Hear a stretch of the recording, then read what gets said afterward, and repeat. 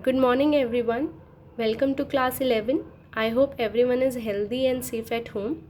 In the last class, we have done evaluation of computer, which is still Turing machine. Now we are going to continue with the ENIAC or EDVAC, which is launched in 1945. This concept introduced by John von Neumann. ENIAC stands for Electronic Numerical Integrator and Computer. This is the first binary programmable computer based on von Neumann architecture. To understand ENIAC, we need to see what is von Neumann architecture. So if you will see this image is saying we require some input devices to give input to the machine, and we require output devices to get the output from the machine.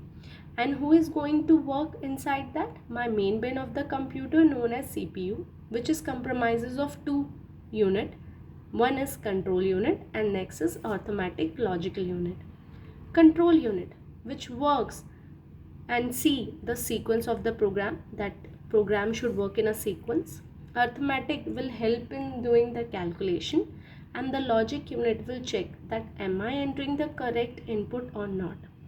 It takes all the data from the memory, and the data has come from the input devices, and it gives all the data to the memory. From the memory it will go to the output devices.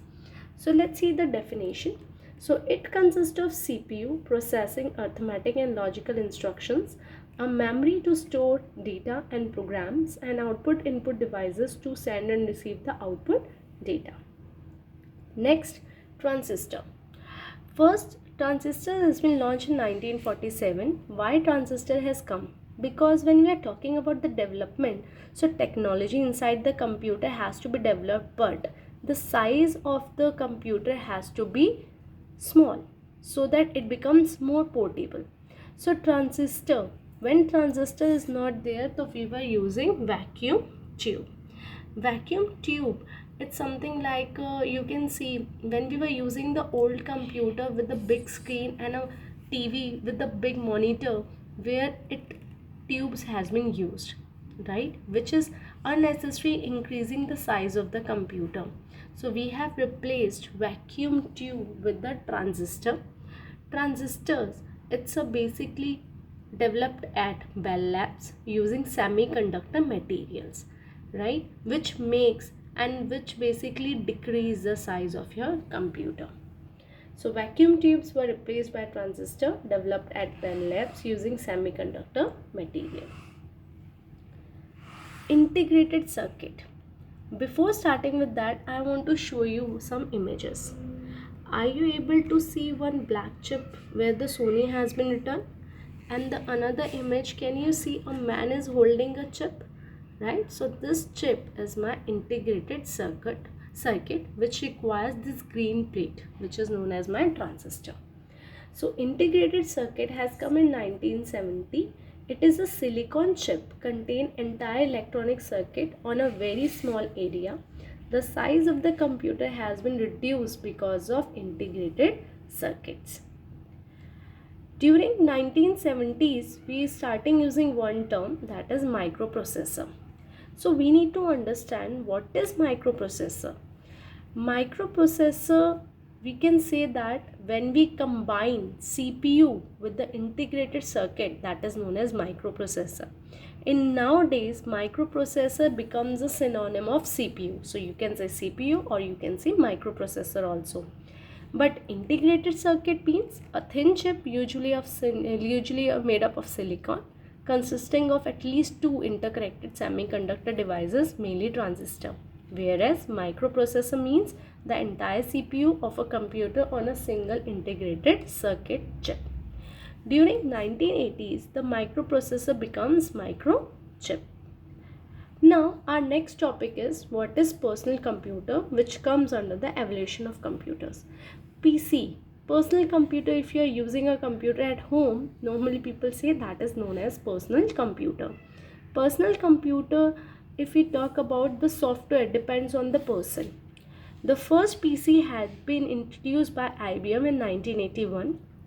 The Apple You must have heard about Apple company. You people are using the Apple phone, and nowadays that is very famous and expensive also. So Apple introduced Macintosh machines in 1984. Why PC becomes popular? PC becomes popular just because of its interface. Interface is known as a screen. That screen is known as GUI, graphical user interface. What is the meaning of graphical? When you open a computer, the screen appears. The first screen is known as desktop. Are we able to see the desktop? Yes. How the desktop appears? Some design must be there, and on the left hand side some icon is there.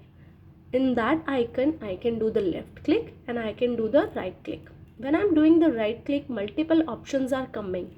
So that is my graphical user interface, where I am able to see multiple things. I can see the icons, I can see the options, I can see multiple varieties.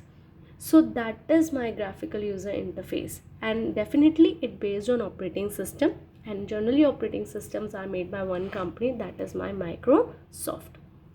So how the personal computer becomes so famous? Now when we are talking about the technology, so we can't forget internet. Internet is based on one term, that is WWW, World Wide Web.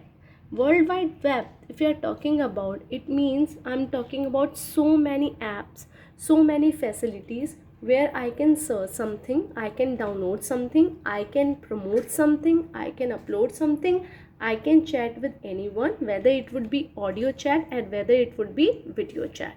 So that how computer becomes famous and become given the revolutionary change in the world.